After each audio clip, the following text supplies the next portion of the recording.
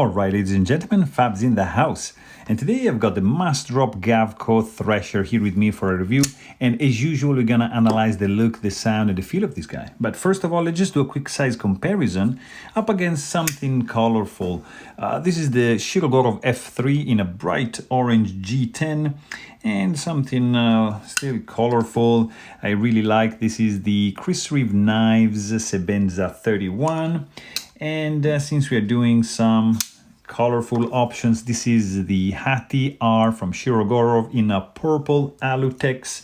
Beautiful knife. And let's splash in this beauty here, Nirvana Peter Rassenti 3.0. And since we are doing fancy and colorful stuff, we've got a Spectre Prestige going on right there. And yeah, let's do a couple of gray stuff like options with the Para 3 from Spyderco and the Paramilitary 2 as well. So you can have a pretty clear idea of how big this guy is. This is a very interesting knife, actually. The design is, it's very interesting. This is designed by Gavko. It's made by We Knives, produced by Massdrop. So there's like several versions with different textures. This is the big eye. There's the pelagic pattern. There's a clean one. Different colors, so you can give it you can get your options based on your taste, so that's a good thing. This is made in China, and these lines are pretty sharky. It's there's some edges. There's an edge over here, here. It's a point here, so not really curves, except for like the sweeping curves like this, but they all culminates into a point. So it's an interesting design.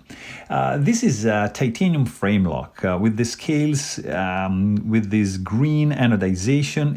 They even went the extra mile, anodizing also the titanium hardware and having it matching the scales. It's a pretty cool thing.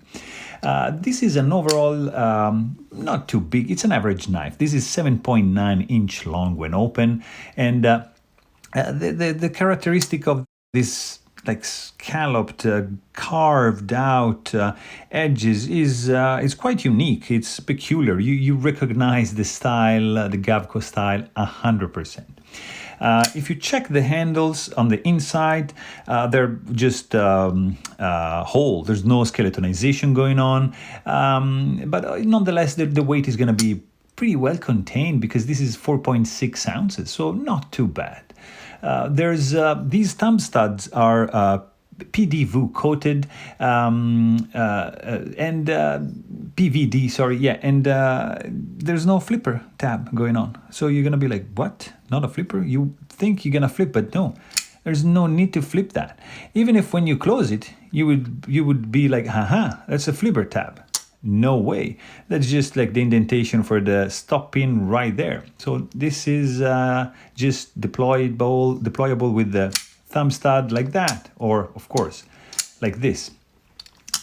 You have a little bit of chamfering going on, not really much, just a little bit on the inside, but you have this carved edges which are gonna be a little bit on the not sharp but not smooth side. They're gonna be grippy but not like smooth to the touch. There's no lanyard hole. The back spacer is also titanium anodized, and it's, if you see, it's aligned only with this point and with this point over here, not here. And you see this, the scales on the handle are not matching the back spacer. You can see only this one and this one. These are misaligned. I mean, they're like different numbers. It's 1, 2, 3, and these are 1, 2, 3, but shorter, and this 1, 2, 3, and these are 4. So I think it's a design choice, but my OCD probably would have preferred this to be lined up. The lock release relief, it's minimal, I would say. There's just a little bit of milling going on over here to in order for your thumb just to disengage the lock bar. There is a lock face insert, stainless steel, right there. There's a lock bar stabilizer, which is built in, so you're not going to be able to overextend the lock bar. There's a ceramic detent ball, which is pretty cool. Super easy to disassemble this one. I mean, you have 3 screws, pivot, these 2, you're done. The bearings are going to be caged, so no issues whatsoever. You just unscrew those, done. The hardware is not protruding, nice and flush. The pivot is not captive, but it's very, very simple to disassemble this one.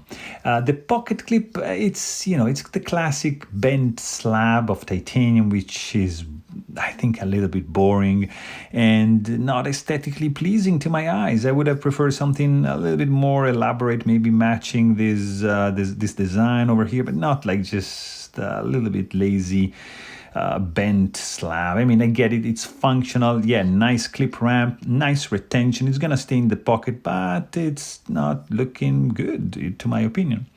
It's tip up only, not reversible, not ambidextrous, but what is pretty cool, guys, is the blade shape. Look at this. This is a pretty unique design. You can recognize this a mile away. It's a 3.6 long blade, S35 VN steel, pretty good to go. It's a satin finish. I think the stone wash finish is only with the gray version, and the style, the point type is a clip point Bowie blade kind of thing.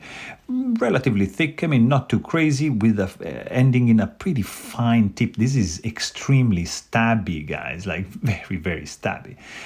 It's a flat grind with a pretty nice symmetry. Also, edge symmetry is pretty consistent, and the profile is full-on belly. There's no straight edge. It's just a plain but full-on belly with a nice sharpening choil. It's not a finger choil.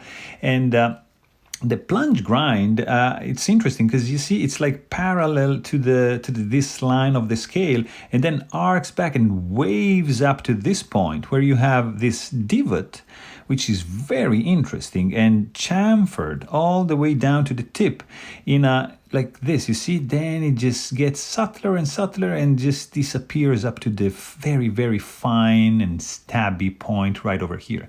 No jimping going on, no thumb ramp. I mean, just no, not really a thumb ramp. You have this divot. If you want to choke up like that, you're gonna be absolutely be able to put your thumb right over here. Not really a swedge, but just a nice crowning going on. And of course, like the classic steel designer and producer Massdrop billboarding going on the blade, which I'm not really a fan of, but whatever. The sound this guy makes when open, it's this. Very pleasant when you close it. I mean, it's not the most distinctive sound ever, but it's a nice blasty clank. It's loud, both on the opening and on the closing action. When you open, it's, you hear it resounding, it's strong. When you close it, it's sweet, it's like a nice tinkly thump when you close it, but it's not quite. The weight of this guy is 4.6 ounces, and I have to say, guys, the feeling you get when you hold this one, it's pretty good. It's damn good. The grip is nicely done. It feels great in the hand. You don't have any sort of hot spot, no sharp edges. There's no jimping. The grip feels really, really good.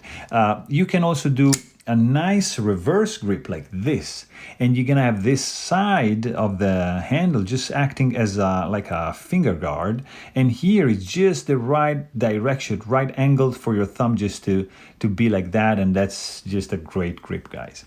Extremely solid because of the very long back spacer. Nothing is flexing, everything is well put together. The fit and finish is actually good. The only thing I have, the only gripe is the clip and the misalignment of this back spacer. I mean, it's not misaligned, it's just designed wrongly, to my opinion.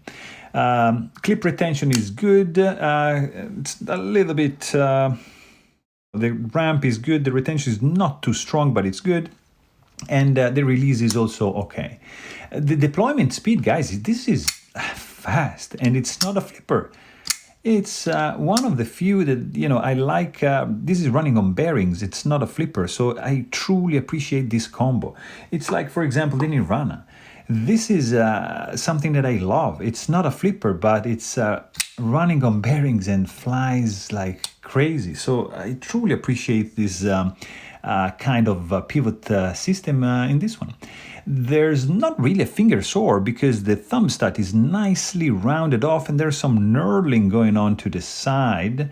It's not gonna give you like that much grip, but since this is gonna be, you see the movement you're gonna have to do, it's gonna give you that right amount of grip for your thumb in order for you to just fire open this blade. Even with the spidey flick like that, is gonna be super easy, and the movement is minimal.